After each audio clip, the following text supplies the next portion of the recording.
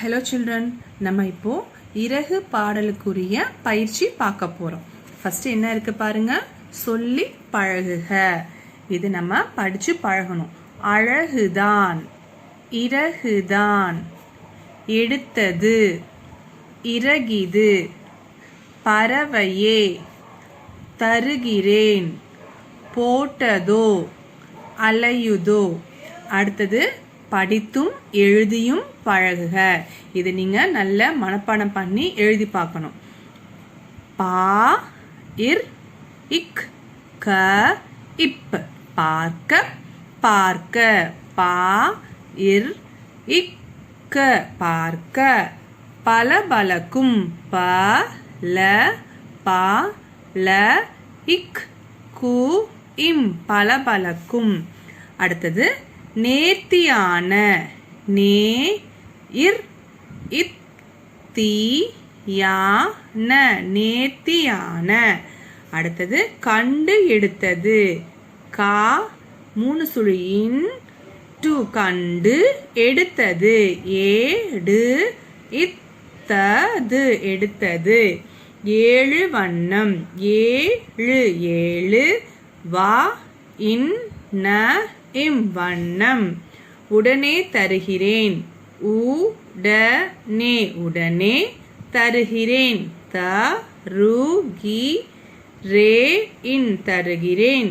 வந்து கேட்டால், வா இந்து, வந்து கேட்டால், கே இட்டா இல், கேட்டால். அடுத்தது சொந்தக்கார பறவை, சோ இந்த இக், சொந்தக்கார, கார இப், சொந்தக்கார பறவை, பறவை பறவை. அடுத்தது ஒத்த ஓசையுடைய சொற்களை பொருத்துக. ஒத்த ஓசையுடைய சொற்கள்னா என்னதுமா, நம்ம அதை ரைமிங் வேர்ட்ஸ்ன்னு சொல்லுவோம். அதாவது அது முடியும் போது அதோட சவுண்ட் எப்படி இருக்கும்னா சேம் சவுண்டா இருக்கும். இப்போ இங்க பாருங்க, இ இந்த, இந்த, த இந்த முடியுது இல்லையா. அதே போல இங்க எங்க இருக்கு பாருங்க, இங்க இருக்கு பாருங்க, ஏ இந்த, எந்த, இந்த, எந்த. அப்ப இது என்ன பண்ணணும், நம்ம மேட்ச் பண்ணணும். அடுத்தது அழகு தா இன், அழகுதான். அதே போல எங்க இருக்கு, இறகுதான், அழகுதான், இறகுதான். அடுத்தது போட்டதோ. அதே போல இங்க என்ன இருக்கு, அலையுதோ, போட்டதோ, அலையுதோ. எடுத்தது, இறகிது, எடுத்தது, இறகிது. இது எல்லாமே ஒரே சவுண்ட்ல முடியுது. அடுத்தது இங்க பாருங்க, பேசுவோம் வாங்க. இறகை கண்டெடுத்த குழந்தை என்ன செய்ய நினைத்தது ஏன். அந்த இறகை எடுத்த குழந்தை என்ன பண்ண நினைச்சதுமா, என்ன நினைச்சது, அந்த இறகை எடுத்த குழந்தை அந்த பறவை வந்து கேட்டோன்னு அந்த இறகை என்ன பண்ணணும்னு சொல்லுச்சு, அந்த பறவை கிட்டேயே திருப்பி கொடுத்துருன்னு சொல்லுச்சு இல்லையா. அடுத்தது இங்க பாருங்க, எவை யாருடைய கண்கள் கண்டுபிடி. இங்க கண்கள் மட்டும் கொடுத்துருக்காங்க இல்லையா. இந்த கண்களை வச்சு எந்த அனிமலோட கண்ணுன்னு நம்ம கண்டுபிடிக்கணும். அதோட பேரும் பார்த்தீங்கன்னா மேலே கொடுத்துருக்காங்க. அதோட பேர் ஆனா முறைப்படுத்தி இல்லாம மாறி மாறி இருக்கு. நம்ம இத வரிசையா எழுதணும். இப்ப இங்க பாருங்க, இது எந்த அனிமலோட கண்ணு, இதோட கண்ணு பார்த்தீங்கன்னா நல்லா உருண்டையா பெருசா இருக்கு இல்லையா. அது எதுக்கு இருக்கும், ஆந்தை. இங்க இருக்கு பாருங்க, ஆந்தைய வந்து இந்து போட்டிருக்காங்க. ஃபர்ஸ்ட் நம்ம எப்படி எழுதணும், ஆ இந்தை, ஆந்தைன்னு எழுதணும். இங்க என்ன வரும், ஆந்தை. ஆந்தை எழுதியாச்சா. அடுத்தது இது என்ன கண்ணு பாருங்க, இது பாத்தீங்கன்னா இங்க பாருங்களேன், இங்க ஒரு கோடு இருக்கு இல்லையா. இந்த கோடு எதுக்கு தெரியுமா இருக்கும், அணிலுக்கு தான் இந்த மாதிரி மூக்கு நடுவுல கோடு இருக்கும். அப்ப நம்ம இங்க என்ன எழுதணும், அணில்னு எழுதணும். இங்க இருக்கு பாத்தீங்களா, அணில் வந்து மாறி இருக்கு. இது நம்ம அழகா எழுதணும், ஆ நீ